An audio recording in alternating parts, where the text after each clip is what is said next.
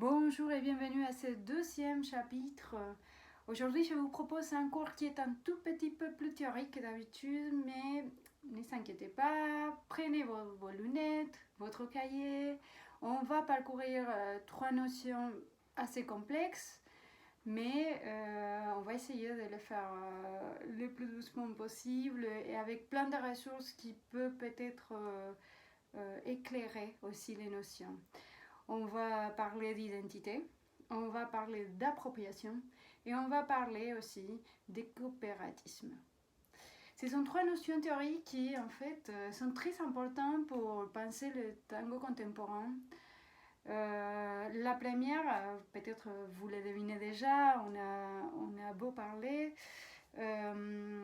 En fait, l'identité telle que l'on définit en anthropologie, elle est composée de trois éléments. On constitue notre identité parce qu'on appartient à une culture, parce qu'on parle une langue et parce qu'on partage une histoire. En fait, on définit cette identité qui n'est pas du tout fixe, au contraire, elle est mouvante, elle change. D'ailleurs, on peut changer dans la même journée plein de fois d'identité. Je veux dire, je m'adresse à vous en tant que formatrice, mais plus tard, je vais m'adresser à un autre groupe de gens comme professeur. Plutôt, j'étais élève moi-même et probablement plus tard, je serai la fille ou la femme ou la danseuse ou enfin. On va construire notre identité par rapport aux autres. Et nous l'avons vu, c'est une composante très forte dans l'histoire du tango. Et pourquoi je voulais parler d'appropriation? Parce que, en fait, l'appropriation, c'est une notion qui va nous aider à penser l'identité. Surtout parce que ce sont les musiciens, les danseurs qui s'approprient d'une pratique historique, culturelle, et qui la pratiquent aujourd'hui autrement. Ce que je reprends de Arne Schneider, c'est l'idée que quand on décontextualise, c'est-à-dire quand on change de contexte un artefact culturel, un élément culturel, on va enfin le resignifier. On va l'octroyer un nouveau signifié à cette pratique. Alors, chez les musiciens, par exemple, c'est clair que l'appropriation, il a eu des étapes. Par exemple,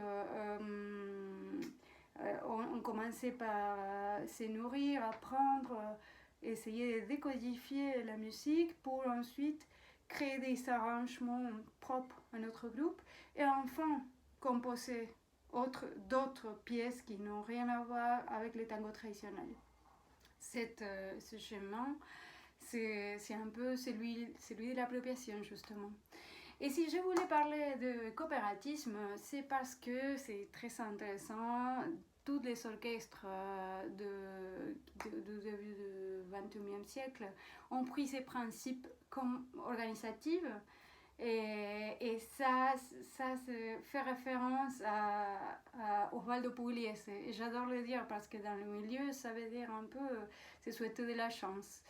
Et justement, Pugliese, il a instauré un système coopératif dans lequel il fait une division économique des revenus en fonction du travail que chacun faisait, mais aussi cela encourageait ces musiciens à carrément faire leur composition, ses compositions à eux plutôt.